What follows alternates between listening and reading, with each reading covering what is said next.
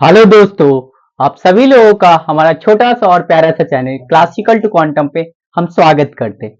आज इस वीडियो में हम लोग जेईई मेंस 2025 में आए हुए दो सवाल करेंगे। एक 24 जनवरी इवनिंग शिफ्ट और एक है आपका 23 जनवरी इवनिंग शिफ्ट का। ये दोनों सवाल वर्क पावर एनर्जी से आया था। ठीक है, दोनों सवाल ही इजी होने वाला है। ठीक है, चलिए देखते हैं, एकदम पूरा डेप्थ में जाएंगे। A force F equal to alpha plus beta x square acts on an object in the x direction. The work done by the force is 5 joule when the object is displaced by 1 meter.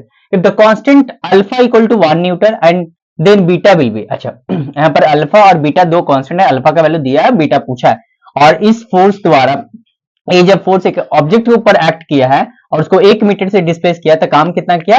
5 joule काम किया है। ठीक है, अच्छा, तो ये force कैसा है भैया? वेरिएबल फोर्स है। तो वेरिएबल फोर्स का वर्क डन कैसे निकालते? इंटीग्रेट करके।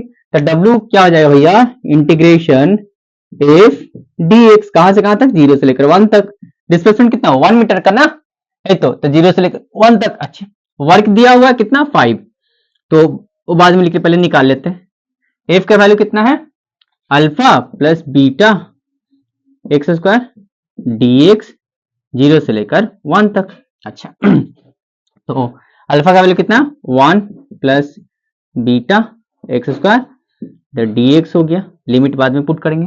अल्फा का 1 का क्या हो जाएगा? इसको मैं dx अंदर में डाल रहा हूं। ठीक है, वो dx हो गया प्लस कितना हो गया? बीटा एक्स स्क्वायर dx हो गया। ठीक है, अब dx का इंटीग्रेशन क्या होता है? x। अच्छा, बीटा तो कांस्टेंट है, बाहर आ जाएगा। एक्स स्क्वायर का इंटीग्रेशन कितना हो जाएगा भैया? एक्स क्यूब बाय 3 हो जाएगा। पावर क्या हो जाता है? 1 ऐड हो जाता है और जितना ऐड होता है वो नीचे आ जाता है। ठीक है, तो x plus beta x cube by 3। अच्छा, लिमिट कहां से कहां तक था? 0 से लेकर 1 तक था। ठीक है, 0 से लेकर 1 तक।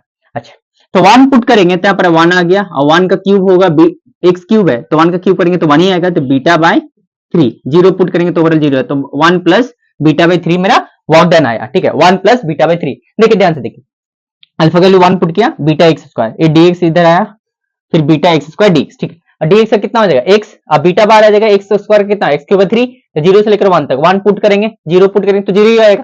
तो 1 मैंने पुट कर दिया, तो 1 प्लस बीटा बाय 3 मेरा वर्क डन आया। तो वर्क का वैल्यू दिया हुआ कितना? 5 equal to 1 plus beta by 3। तो 5 माइनस 1 कितना जाएगा? 4 बीटा बाय 3। तब बीटा ये मल्टीप्लाई हो जाएगा, beta equal to 4 to 3 12। Beta का वैल्यू कितना हो जाएगा? 12 न्यूटन पर मीटर स्क्वायर। ऑप्शन सी होगा। ठीक है, बहुत ही आसान सवाल था। जस्ट सिंपली इसको इंटीग्रेट करके वर्क निकालना था और उसको 5 के बराबर इक्वेट कर देना था। उसके बाद आपका बीटा का वैल्यू आ जाए। ठीक, दूसरा सवाल प्रोजेक्टर मोशन से रिलेटेड है। चलिए इसको देखते हैं भैया।